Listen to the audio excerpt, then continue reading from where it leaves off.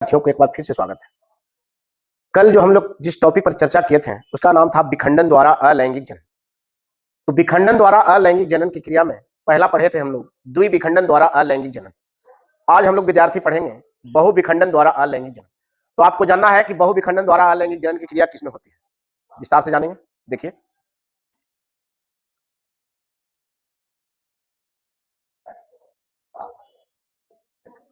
बहुविखंडन, बहु का मतलब होता है अनेक, यानी कि जीवों का शरीर कहता है अनेक भाग में यानी बहुत सारा टुकड़े में विभाजित हो जाता है और प्रत्येक भाग से या प्रत्येक खंड से नए जीव का उत्पत्ति होता है। उसी का नाम है बहुविखंडन, जिसको क्या कहेंगे, मल्टीपल फिजन भी कहते हैं। इसको मल्टीपल फिजन भी कहा जाता है। अब जानेंगे हम लोग कैसे इसको डिफाइन करेंगे। तो कहता है कि जीवों का शरीर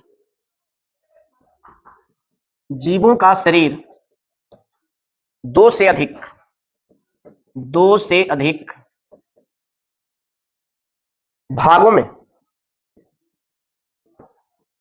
विभाजित होकर, क्या होकर, विभाजित होकर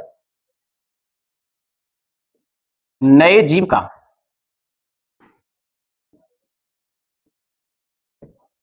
क्या करता है, उत्पत्ति करता है, जिसे ही क्या कहेंगे, बहुविखंडन द्वारा अलैंगिक जनन की क्रिया, जिसे ही क्या कहेंगे, बहुविखंडन द्वारा अलैंगिक जनन की क्रिया, अलैंगिक जनन की क्रिया कहा जाता है। अब जानेंगे उदाहरण के तौर पर कि बहुविखंडन द्वारा अलैंगिक जनन की क्रिया किसमें किसमें होती है। अब जानेंगे उदाहरण के लिए आपने नाम सुना होगा प्लाज्मोडियम। प्लाज्मोडियम है क्या चीज, प्लाज्मोडियम एक प्रकार का मलेरियल पैरासाइट होता है, यानी मलेरिया बुखार उत्पन्न करने वाला क्या होता है, परजीवी होता है। तो ये हो गया उदाहरण के तौर पर प्लाज्मोडियम। बताए, यह एक प्रकार का क्या होता है, मलेरिया परजीवी। और दूसरा उदाहरण समझेंगे, अमीबा में भी देखा गया है बहुविखंडन की क्रिया,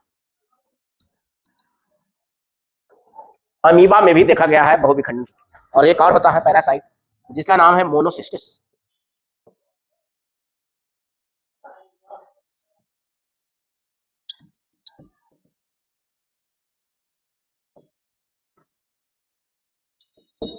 ये सभी उदाहरण किसके हैं, ये सभी उदाहरण है बहुविखंडन के। तो बहुविखंडन के बारे में समझ गए। कहता है जीवों का शरीर कितने भाग में, कहता है दो से अधिक भागों में विभाजित होकर नए जीव का उत्पत्ति करता है, जिसे ही कहते हैं बहुविखंडन द्वारा अलैंगिक जनन की क्रिया। उदाहरण के तौर पर प्लाज्मोडियम मलेरियल पैरासाइट है, अमीबा एक कोशिकीय यूनिसेल्युलर ऑर्गेनिजम्स है, मोनोसिस्टिस इत्यादि। ये सभी में क्या होता है, बहुविखंडन द्वारा अलैंगिक जनन क्रिया। अब हम लोग थोड़ा सा इसको फिगर से देखेंगे। इस तरह से होता है मलेरियल पैरासाइट, प्लाज्मोडियम, बहुत सारा जो इसके अंदर स्पोर का फॉर्मेशन होता है।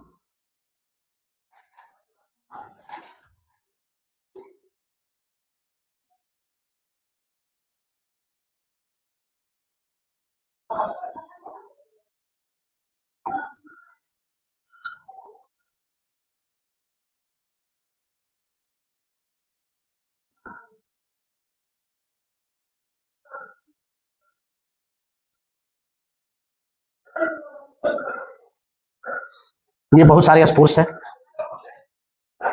जो मैच्योर्ड होने के बाद नए मलेरियल पैरासाइट में विकसित होता है। ये हो गया प्लाज्मोडियम।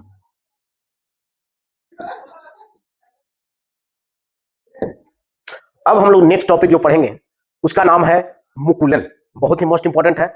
मुकुलन द्वारा अलैंगिक जनन की क्रिया किसमें होती है, ये हम लोग आगे नेक्स्ट पढ़ेंगे नेक्स्ट टॉपिक में।